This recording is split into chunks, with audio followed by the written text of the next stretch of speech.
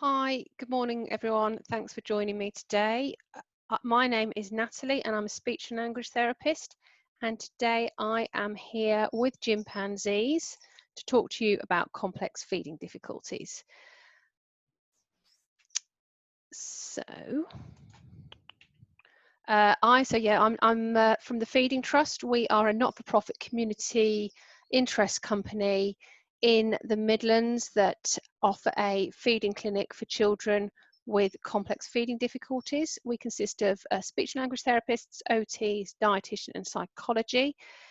Our model is very much one of a social enterprise, so we aim to be largely free at the point of access.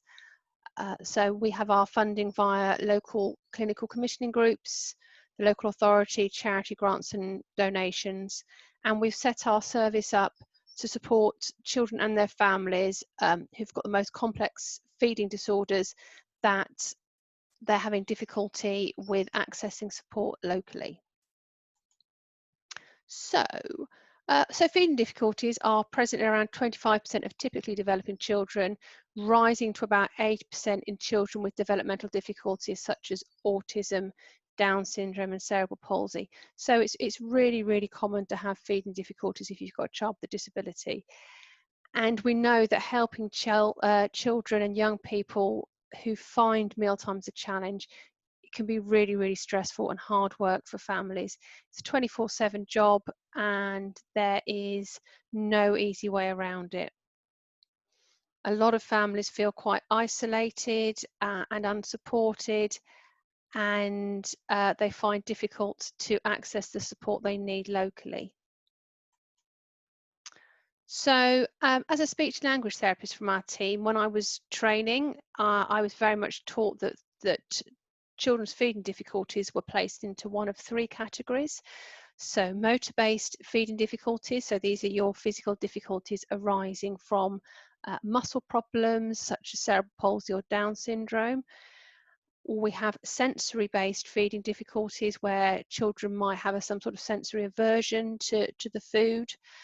And not like maybe the taste and the smell of the food, and that puts them off eating it. Or respiratory-based feeding difficulties. So these are difficulties where children had maybe heart or breathing problems, which made it difficult for them to swallow and eat at the same time, compromising their swallowing status. So that's kind of typically where you'll find your local speech and language therapists come on board with feeding difficulties. If you're very, very, very lucky, you might get some occupational therapy to support with the sensory side, but that's often a bit of a postcode lottery. And then we have a dietitian who can actually advise on the nutritional side. But certainly at the Feeding Trust, our experience is that feeding difficulties are actually much more complex than just motor, sensory, respiratory and nutritional. And I think what we find helpful to remember is that actually eating is very much a learning experience. Children have to learn how to eat, and there are a huge range of different factors that will affect their ability to learn and acquire those skills. So what we do in the Feeding Trust is we like to use this sort of infographic here to describe the different areas that are involved with eating and drinking, and to help describe just how many skills that children have to learn to acquire and then integrate together to actually make eating a successful and enjoyable experience. So with so many different things here, you can see why children with developmental difficulties and disabilities really struggle, because what we think of this is it's very much like a jigsaw, and if one of these parts of the jigsaw is missing or is not developing as it should be, it'll very much have a knock-on effect on everything else that's going on, and that then of course impacts on their ability to learn to eat. So what we're going to do over the next few slides is we're going to have a think about all these different things that impact on eating and on all the different skills children have to learn. So we're going to talk about Oro-Motor and language skills, speech and language skills. We're going to talk about sensory processing, fine motor and self-help skills, seating, posture and positioning, medical and nutritional factors, family routines and communication style, sleeping and toileting routine, and the social and emotional factors. And you can see here with our infographic, what we've done is we've color coded it, and this shows you how the different members of our team will work with the family on these different areas. So you'll have the involvement of the occupational therapist, speech and language therapist, the psychologist and the dietitian. And depending on the needs of your child, it depends on which area that we might be supporting at any one time. So first up is Oro-Motor, swallowing, speech and language. So a lot going on here. Now, the reason we talk about all of these in one go is because actually the same muscles that are used for eating and drinking are also used for speech. So whilst children are learning the motor muscles and motor muscle movements for eating and drinking, they're also learning to use those same muscles maybe for developing speech as well. So children need to develop the skills to safely progress from swallowing breast or bottle milk through to eating solids. And this is a really complex journey, and there are lots and lots of steps. So there's actually 25 different steps that are involved in taking something into your mouth and swallowing it down, and actually it getting down to sort of through to digestion. So 25 different things are going on. Now, not all of those children are consciously aware of, but it's something that the body has to learn to coordinate. So children who have difficulty coordinating the muscles required for eating and drinking is going to cause difficulties with swallowing, and it's going to cause difficulties with digestion sometimes. So there's lots that we can do to help encourage and develop children's oral motor skills for speech and language and for swallowing and eating. And a lot of that's actually got to do with the position that they're sitting in, and we'll come and talk about that a little bit later. So as I've said, the same muscles that are used for eating and drinking are also used for speech. Meal times are actually a great opportunity to be modelling words, modelling language, so that children can actually be learning all about what they're doing.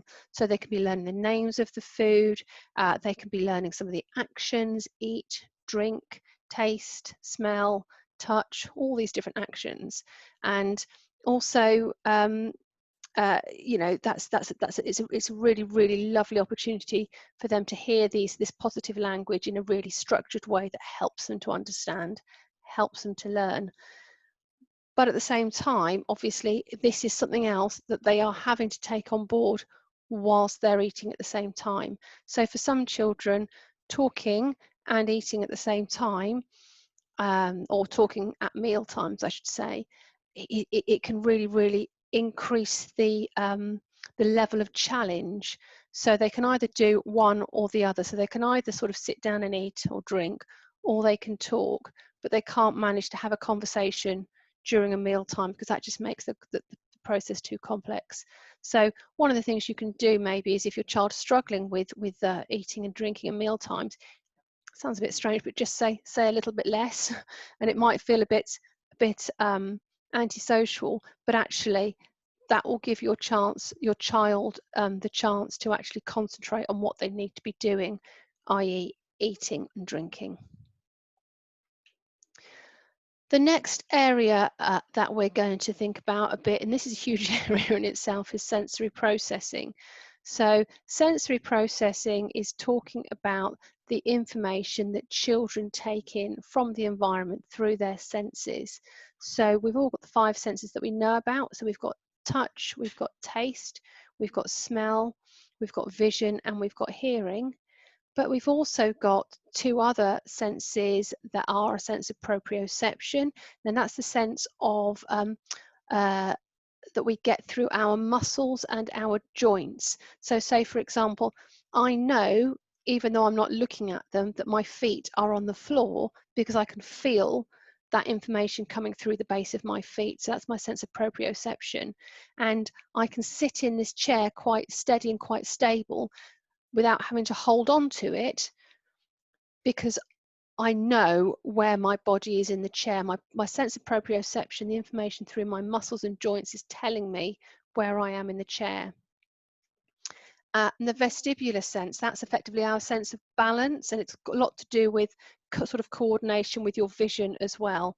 So really it's about knowing where your head is in space in relation to the rest of your body. So say, for example, I can close my eyes and I can still touch my nose because I know where my head is in space because of my vestibular sense. But children who have difficulties with their vestibular sense will have difficulty knowing where their body is in space. So children have to learn to integrate all of this information from their 7 different senses to actually learn about their environment and actually learn what helps and what doesn't help whilst they're developing. So the way they do this is by the more information they take in, basically, the more they learn. So for example, at meal times, learning different colours, different shapes, smells, textures, tastes, that's all going to expand their sensory experience. But actually, for a lot of our children with developmental difficulties and disabilities, they might not be able to manage different textures due to their physical disabilities, or actually if they've got autism and they've got some significant sensory processing difficulties, the sense of taste or smell might just be absolutely overwhelming and actually make them feel very, very sick, very nauseous. And so actually the amount of sensory experience they can cope with and that they can process is actually reduced. And of course, that then begins to have a sort of like a cycle of events, because the less amount of sensory information you are exposed to, the less experiences you have, and the less experiences you have, the less you're going to learn. So we need to try and give children with disabilities and difficulties different sensory experiences in a way that is safe and not too unpredictable. And again, this links in with our infographic in terms of, we'll come and talk to us about later on, about the importance of routines and keeping things the same, because actually that helps to make things feel more safe and more secure and more predictable, which means that new experiences can become less overwhelming.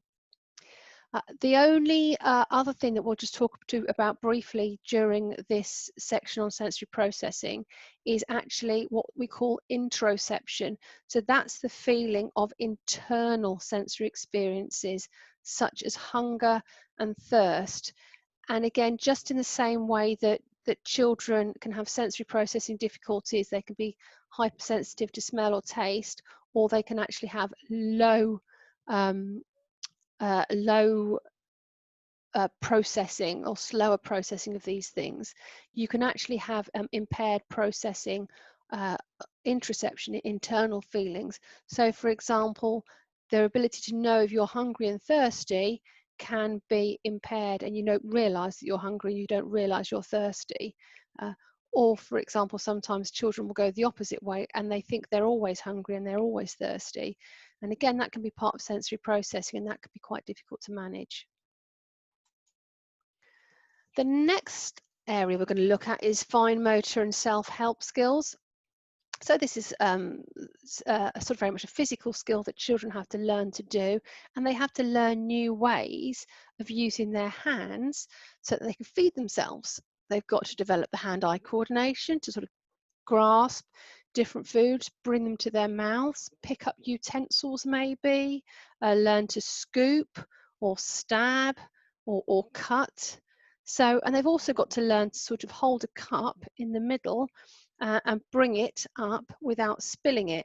So there are lots and lots of steps, and actually these skills take real time and practice. It's like learning to ride a bike. You've got to coordinate all these different physical skills all at once. And sometimes a lot of our children at this, when they're practicing these fine motor skills, they find that actually spilling things on purpose or throwing them is far easier and actually a lot more fun. So rather than persevering with trying to pick up this, I don't know, what have I got here? We're going to say this is a little bit of food. Rather than try and pick up with a little pincer grip, which is really hard, this piece of food and bring it to my mouth, what I'm going to do is I'm just going to grab hold of it, and I can't release it now to my mouth because that's my hand stuck like that and it's difficult. So actually what I'm going to do is I'm just going to chuck it. And chucking it is a lot more fun because it gets big reaction from everyone.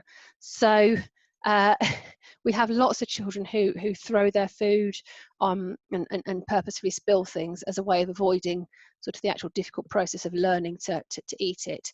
So one of the things I will often advise parents to do is say is actually, as hard as it is, ignore that what we would call unwanted behaviour. You don't want them to throw things, so actually ignore that part of it, and actually just give them lots and lots and lots of praise when they do pick something up and have a go at eating it, so that they're getting the praise for the things that they're doing right, rather than getting the sort of reinforcement of what they're doing wrong. This is a big area, seating, posture and positioning. So for a lot of our children with physical disabilities, like autism, Down syndrome and cerebral palsy, seating, posture and positioning can be a real challenge. But likewise for our children, for example, with autism, who've got those sensory processing difficulties and have difficulty kind of knowing where their body is in space, these will be your children who are super fidgety in their chair, and they're fidgeting constantly, because actually they're not quite sure where they're sitting in space. They're not quite sure where their body is in space. And if you're not quite sure where your body's in space, and then you've got to use your hands for eating and work out where your mouth is, that's really tricky. So getting seating, posture and positioning correct is really important, and it will really help children with their eating and their drinking. So meal times from a purely physical point of view require speed, strength and coordination from a large number of muscles throughout the body.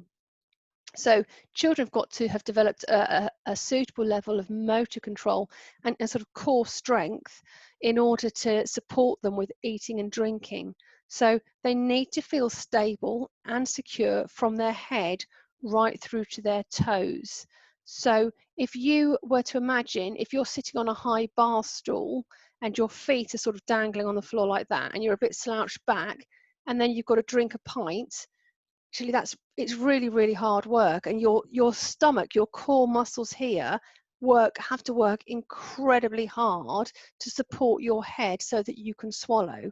However, if you're sat at a chair where your feet are steady and stable on the floor, and actually your head, your trunk, your pelvis and your feet are all well supported, actually you can use your hands a lot better, and you can bring things to your mouth a lot more easily, and you can use these muscles in your mouth for eating and drinking a lot more easily. So good positioning really helps promote effective hand skills, safe swallowing, and also concentration for those. So for those children who are maybe have got sensory processing difficulties, if you can get them in a good, well-supported position so they feel safe and secure, actually they'll be able to concentrate better, because they're not concentrating on, oh, where's my body? What's going on here? The other thing that we often try and support our families with is making sure that if they're in a specialist seating, they've actually got a tray attached to the chair, or there is a height adjustable table that can be used so that the wheelchair can get underneath. Quite a lot of specialist seatings that we come across, the local stores for equipment don't provide trays as standard, so that will so this picture here of this little girl is a classic example. She's got a lovely chair there, but there's no tray. So having a tray where children can actually have the food in front of them and they can get their hands on top is really important. So if you haven't got a tray, go back to your physio or your occupational therapist and see if you can chase that from stores to get yourself a tray for the wheelchair. And if that's not possible, see if it's possible to get a high-low adjustable table so that the young person, the child, can come and join you at the table, and have their hands on the table so they can get to the food. So we talked a little bit about this earlier on when we were talking about sensory processing and how overwhelming meal times can be from a sensory point of view if your senses are taking in huge amounts of information, and it becomes very confusing and slightly scary sometimes. So we very much recommend to families trying to get a good routine going with meal times, and it's very difficult and it can be a real challenge when you've got a child with feeding difficulties, because what you'll end up doing very often, and this is a very, very normal thing to do, is children begin to graze and they have little and often because parents will just keep on trying to give them a bit of food whenever they will accept it because they're so concerned about their weight. But sometimes that can actually be counterproductive, and sometimes you need to kind of take a step back in order to go forward. And this is because if you can establish a good mealtime routine, and when we're talking about mealtime routines, we're talking about, if possible, 3 meals a day with 2 to 3 snacks in between. So that's at least an hour and a half, if not 2 hours between a meal and a snack. Getting that sort of routine will give children a real sense of security and stability. And it does this because it makes their environment much more predictable. So when an environment is more predictable, it basically means they don't have to keep on learning new things all the time. If it happens the same way each day, they don't have to relearn that part of the puzzle each time. That means they've got more capacity to begin to learn about new experiences and learn new skills.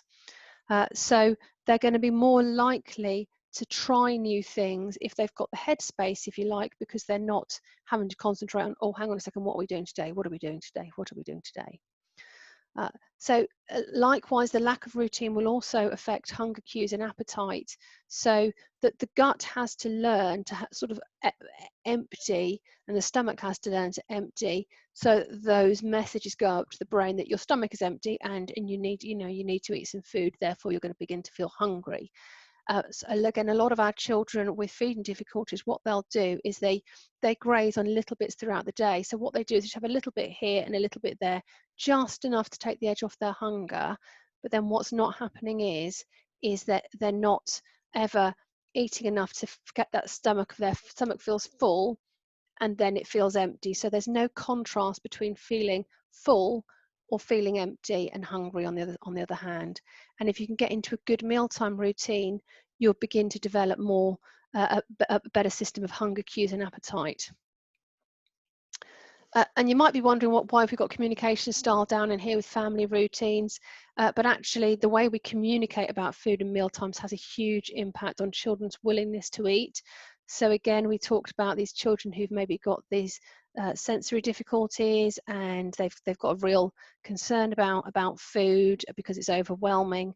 Now, if we use the same simple words at mealtimes that children understand, it helps to establish this very, very familiar routine, and it's sort of like this other now and next type thing. And once we've got that very, very sort of systematic, clear routine with very, very clear language that's the same every time, again, it makes it much more predictable for children, a bit less scary, and it's easier then for them to learn new skills and try new things. Okay, so this is where our dietitian usually gets involved, and it's a biggie for lots of our families. So it's the medical and the nutritional side of things.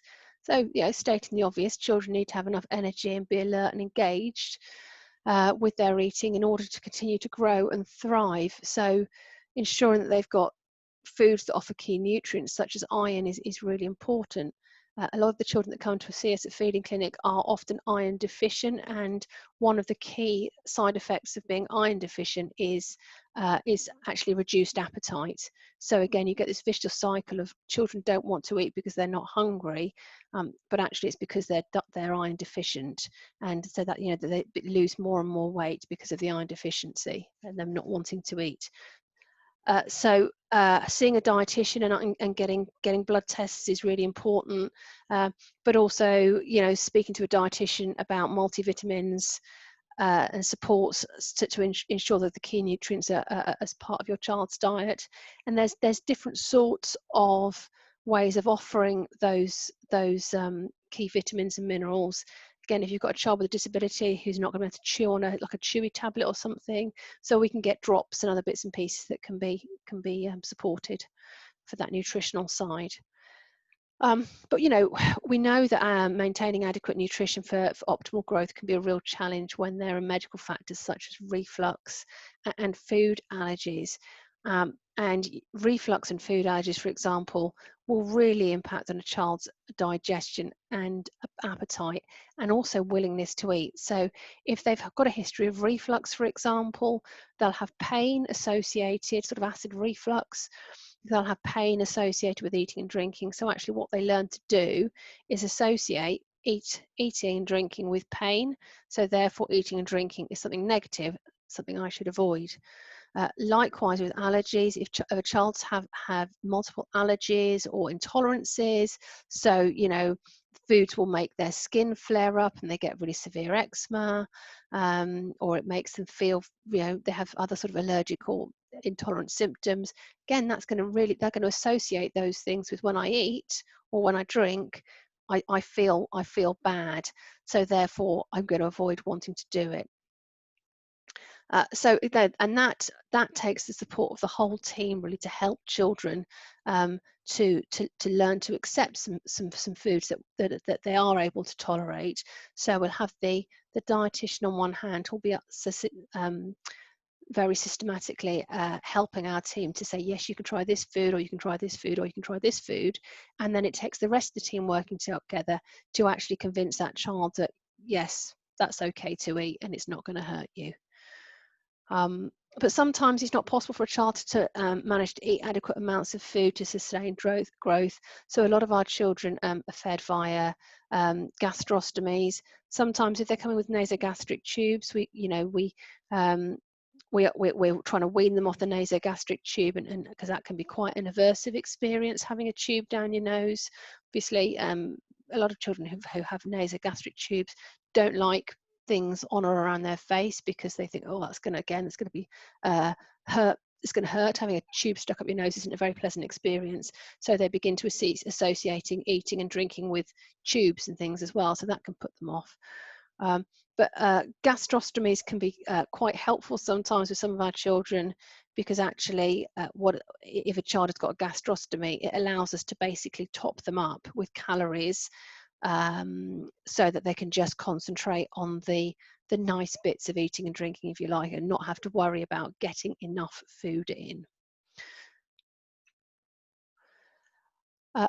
Slow sleeping and toileting routines, what's that got to do with eating, you might wonder. But again, as part of our infographic, I would say the vast majority of children who come to us at feeding clinic don't just have eating and drinking difficulties, feeding difficulties, they've also got sleeping and toileting difficulties as well. So a lot of children have unpredictable sleep patterns, and we know this can really impact on the child's sort of alertness levels, but also parents' alertness levels as well. So if children are up frequently during the night, and they've got a sort of a disordered sleep pattern, that will really impact on mum and dad's own energy levels and their own ability to kind of have the energy to do things with children and try new things, because it really, sleep deprivation is a curse. It really is. So we really want to support children to be in a good sleep routine, so that they have good sleep patterns and good awake periods when they're alert and they're ready and they've got the energy to try new things. And we know that children will learn when they're alert and well rested. So likewise, if a child is suffering from constipation, has difficulty opening their bowels, or they're going the other way and they've got really runny stools, this can impact on their appetite as well. So if you feel very full, your stomach's always feeling full and compacted because you've got constipation, again, you're not going to be hungry, or constipation will give you stomach ache. And again, if you've got stomach ache, you're not going to be hungry. So that can really impact on a child's willingness to eat and want to be around food and meal times. So we work quite closely as a team to try and help families to establish a good sleep routine, and help children with the toileting routine as well, and support them with that. And if there is any constipation or difficulties with bowel movers, again, often the dietitian will support with that, because there's often things from a nutritional point of view that can help to support bowels. So finally, we are on to social and emotional factors, and this is another biggie. This is where our psychologist will be involved, but actually the whole team will support with this throughout the feeding therapy process. So we know, and research will tell us, that eating together as a family increases social bonding and feelings of well-being. But when you've got a child with a disability, eating at mealtimes can be a real challenge, and it's not always possible. So we as a team, what we try and do is support families with their routines so that there can be some positive family mealtimes together. And family mealtimes are sometimes just um, mum and their children, or mum and their child, or dad and their children and dad and their child, depending on what the family structure is and what the family unit is, or it might be grandparents and children.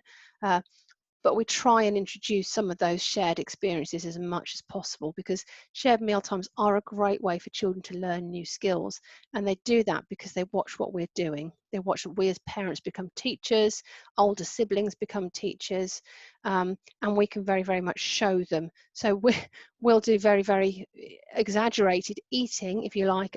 So for example, when we're talking about Oro-Motor skills, we'll actually sit there, and it sounds revolting, but we'll sit there and we'll model our literally eating with your mouth open, so the child can see you chewing and can see what your mouth is doing. And you know, for a child who's not automatically learning to chew, they need to see other people doing it to learn, okay, this is what I'm supposed to be doing. And the only way they're going to do that is if you're actually eating together. But not only is it challenging if you've got a child who's got a disability, just due to the logistics of all eating together. Children, we talked about children who might have reflux, who might have constipation, who might have food allergies, who might have significant sensory processing difficulties. Actually, all of these negative experiences can cause real anxiety about food and meal times. And when children are anxious, they don't say, "Oh, I'm a bit worried about this, mummy," or I'm not really sure about trying this new thing, daddy." Their anxiety will often present as defiance, anger, negativity, and avoidance. And all of these kind of what we might call challenging behaviours at the mealtime are actually the child communicating to us that I'm anxious and I'm worried about this, and so therefore I'm going to do everything I possibly can to avoid it. And anxiety will also can have quite a physical effect on the body, especially the gut. So children can actually experience very physical symptoms of anxiety, such as nausea, vomiting, stomach cramps, constipation, and diarrhea. And again, of course, all of those things are going to affect mealtimes. You're not going to feel like eating if you're feeling nauseous. If you've got tummy ache, you're not going to want to eat at all. So we get this sometimes when children, they sort of they come to the table and think they want to eat, and then they start to begin to feel these tummy aches or this nausea, and it stops them from being able to actually eat the food. So there's quite a big piece of work to do with the family and with the child around supporting their uh, supporting them to help reduce that anxiety. And again, a lot of that goes back to what we said earlier about communication styles and family routines. So if you've got a good routine in place, actually the world isn't quite such a scary place. It's very, very predictable. You might not always like that routine, but you know it's the same each time. And that means if it's predictable, you know what's coming, and that helps you prepare for it. And in terms of communication, how we communicate and how we talk about mealtimes and foods, if we can try and keep our communication as positive as possible and avoid language that might reinforce that anxiety. So saying things like, "Oh, go on, just give it a try. It's okay. Honestly, it's you know you are going to like it. It's fine." But what the child will hear is, "Why are you telling me it's okay? Why are you telling me it's fine? Is that because it's not? Is there something wrong? Is there something I should be worried about here?" So we kind of try and say, and this is very, very difficult to do, but we try and say, try and remove emotion as much as possible when you're talking about food. So rather than describing things as, that tastes nice, that's yummy, you like that, we would say, for example, about an apple. This apple is green, it's hard, it's crunchy, it smells really fresh, it's quite wet. I can snap it, I can bite it. So we give very, very neutral language to describe the food, but we try and take the emotion out of it as much as possible, because that means that keeps it a very, very sort of matter of fact experience. And matter of fact is nothing to be worried about. It's just, this is what we do. So there we go. We've gone through the wheel, as it were, and hopefully you've got a bit of an idea of the complexity of eating as a learning experience, and all the different skills that children have got to learn to acquire and coordinate before they become successful and happy eaters. And successful and happy eaters might mean that your child is fed predominantly by gastrostomy, but they can enjoy some tastes of food with the family, or it might mean that they are fully orally fed on a regular diet, and everything in between. But regardless of where you are on that scale, as a child, you've still got to learn to integrate all of these different skills. So what I would recommend is, you know, if you feel that your child's got difficulty with these areas, go to your local occupational therapist and say, can we have some support please with maybe sleeping and toileting routines, or can we have some support please with fine motor and self-help skills or sensory processing. If there are nutritional factors, get a referral to your local dietitian and say, I'm concerned about my child, they seem to have a lack of energy and they don't seem to want to eat. I'm concerned that their iron levels might be low, and ask for some advice about that. And then if you need some support maybe with the Oro-Motor side and the actual physical side of, you know, with eating and drinking, or with actually setting up those family routines and the communication around mealtimes, go back to your speech and language therapist and say, can I have some support with this, please? And you know, if they're not able to support you with that, please do feel free to get in touch with us. We are www.feedingtrust.org, and you know, our team will be happy to give you some advice. But please do go to your local services first and see what they can offer. So there we go. That's me. I'm finished. Get in touch if you've got any queries, please. You can get in touch via the website there, or via Instagram, the Feeding Trust. There you can message us or post something on there, or on Facebook. We are the Feeding Trust on Facebook. We'd love it, please, if you could like and follow us. Yeah, everyone, it's been great. Thanks for your time. Bye bye.